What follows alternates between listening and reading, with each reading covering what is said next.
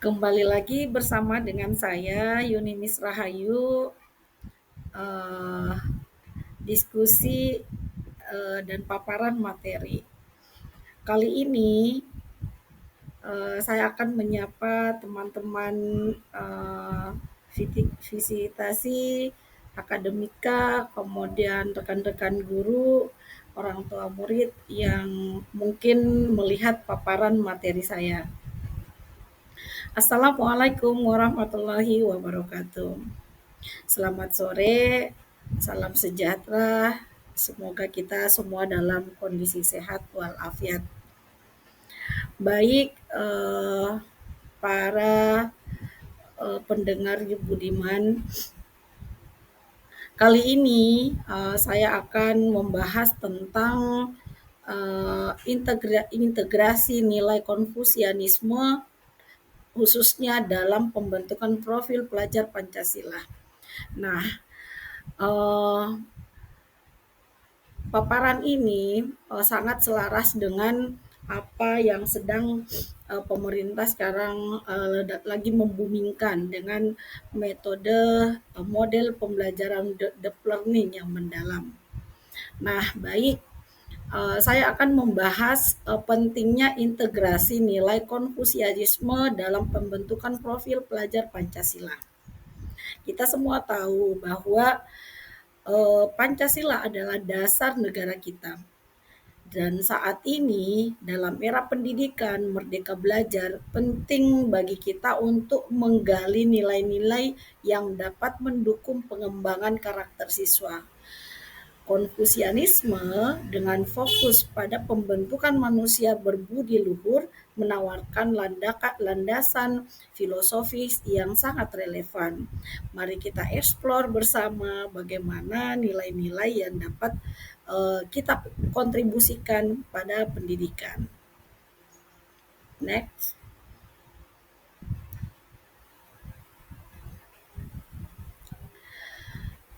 Nah, Konfusianisme menekankan pentingnya pendidikan yang tidak hanya berfokus pada pengetahuan akademis, tetapi juga pada pengembangan moral dan karakter.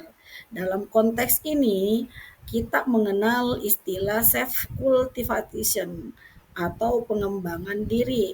Nilai-nilai seperti Li, Ren, dan Yi yang terdapat dalam ajaran Konfusianisme berfungsi sebagai pilar dalam pembentukan karakter pelajar. Dengan mengintegrasikan nilai-nilai ini, kita dapat memperkuat dimensi pelajar Pancasila seperti berakhlak mulia dan bernalar kritis. Ini adalah langkah awal yang sangat penting untuk menciptakan generasi yang tidak hanya cerdas tetapi juga beretika. Next. Nah, kita menyimak sama-sama nilai Li dalam Konfusianisme mengajarkan kita tentang tata krama dan etika dalam berintegrasi dengan orang lain. Hal ini sangat penting dalam membentuk karakter pelajar yang berakhlak mulia dan menghargai keberagaman. Misalnya dalam konteks sosial kita, menghormati orang tua dan otoritas merupakan bagian dari ajaran Li yang harus kita tanamkan dalam diri siswa. Dengan demikian, kita tidak hanya membentuk individu yang patuh, tetapi juga individu yang mampu berkontribusi pada masyarakat dengan cara yang positif dan konstruktif. Next, kita akan membahas gimana nilai Ren menekankan pentingnya kemanusiaan, empati, dan kasih sayang. Dalam konteks pendidikan, kita perlu mengajarkan siswa untuk memahami dan merasakan apa yang dirasakan orang lain. Ini adalah dasar dari gotong royong yang menjadi salah satu dimensi dari pelajar Pancasila. Ketika siswa belajar dengan berempati, mereka akan lebih mudah untuk berkolaborasi dan bekerja sama dalam berbagai kegiatan. Oleh karena itu, teman-teman, penting kita ketahui bersama untuk menciptakan lingkungan belajar yang mendorong interaksi sosial yang positif dan saling mendukung. Next. Sedangkan I atau kebenaran dan keadilan, nilai I mengajarkan kita untuk memegang teguh prinsip moral dan bertindak sesuai dengan kebenaran. Konteks pendidikan, hal ini sangat penting untuk membentuk individu yang berakhlak kritis dan mandiri.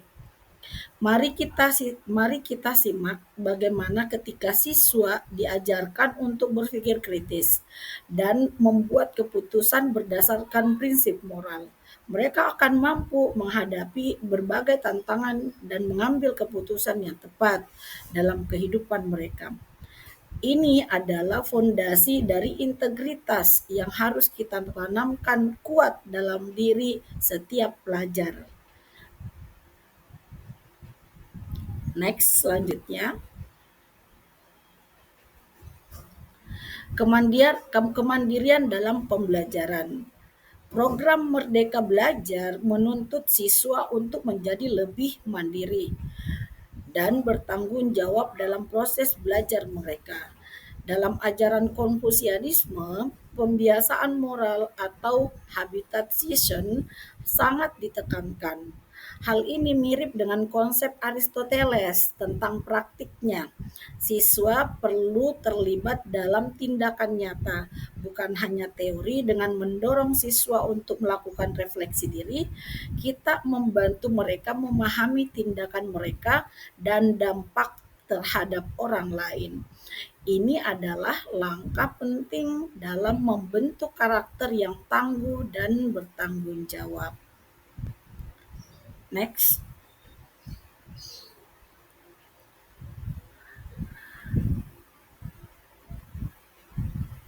Nah, slide ketujuh, Konfusius menekankan bahwa moralitas harus diwujudkan dalam tindakan nyata.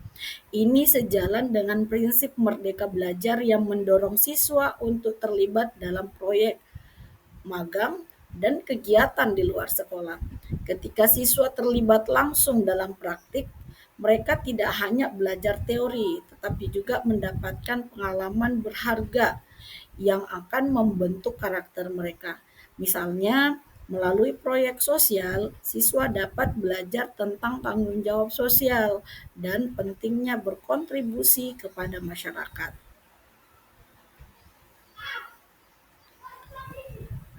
Baik, pada slide ini, integrasi nilai Li, Ren, Eni dalam kehidupan sehari-hari,